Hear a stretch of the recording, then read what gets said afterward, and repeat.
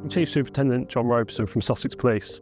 I've been our lead silver commander for some of the protest activity we saw in recent summers linked to national protest.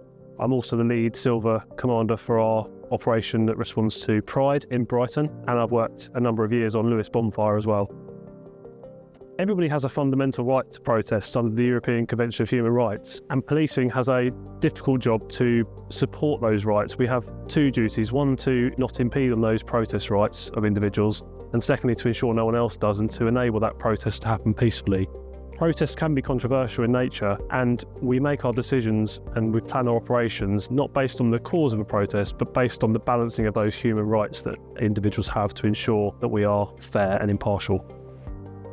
We regularly find out about protests in advance, and sometimes we find out about them on the day. In either case, we have a number of highly trained commanders who are able to assess the risks that might exist in those protests and decide on what a proportionate policing response might look like. Sometimes that will be no policing response or local neighbourhood patrols to reassure our communities. In other cases where we anticipate conflicts between groups, large numbers or significant disruption, we may put full policing operations to them with specialist officers. If you've heard about a protest that's happening in your area or somewhere you want to visit for the day, it shouldn't really affect your plans. Our policing operation will aim to minimise disruption to our local community, and whilst that can sometimes happen with protest, that should be kept to a minimum and shouldn't be a sign that you need to worry. Whatever happens, if you see anything you're concerned about, you can always call for advice via 101 or 999. Protest is, by its nature, controversial, and often there will be people who disagree with the protest groups. We do sometimes see counter-protest groups seeking to oppose protests. Our policing operation then becomes a finely balanced act to ensure that both groups of protesters can use their human rights to protest their cause peacefully and lawfully, and to minimise the disruptions to the wider community and ensure that everybody's kept safe.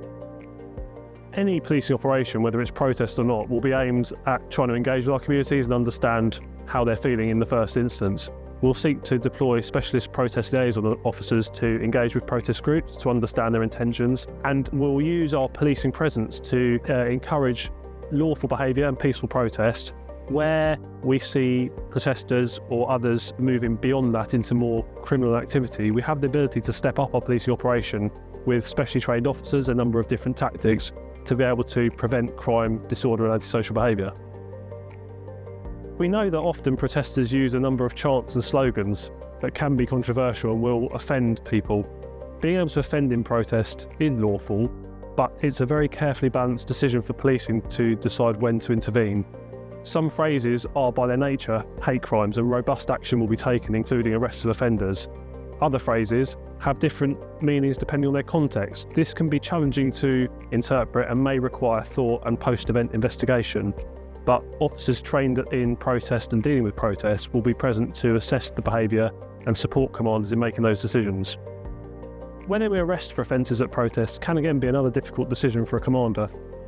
When putting arrest teams into protest groups and making arrests at the time can raise tensions and increase the risk of harm to those in the protest groups, the public and our officers.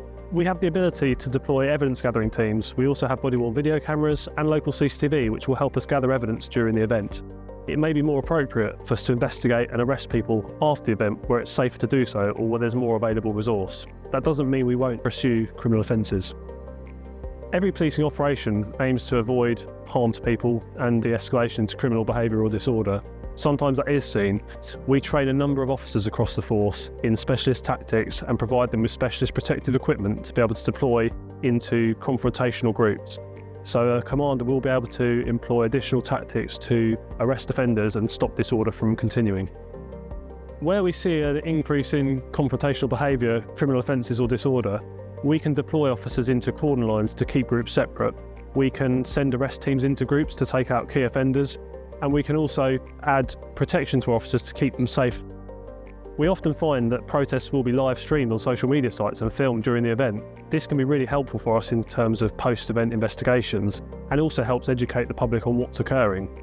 But people should be really careful about the social media content that is online. It can be used to spread disinformation, and that often feeds concern and tensions with our community and leads to more protest activity, disruption and tension. Misinformation online can spread further risk of protest and disorder within our communities, which we seek to avoid. There are trusted sources of news, and the Sussex and Surrey Police new media teams will publicise what is occurring during operations where they can.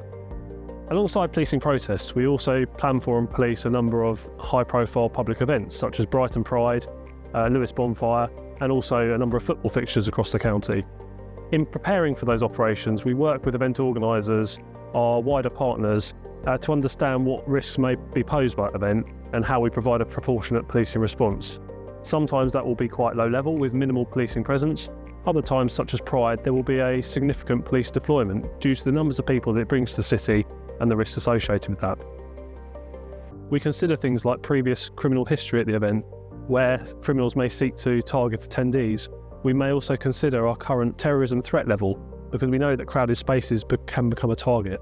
We will work closely to ensure that we have a proportionate police response to keep people safe. At times this may include armed policing assets, but rest assured they're there to keep everybody safe, not because there is a specific threat to the event.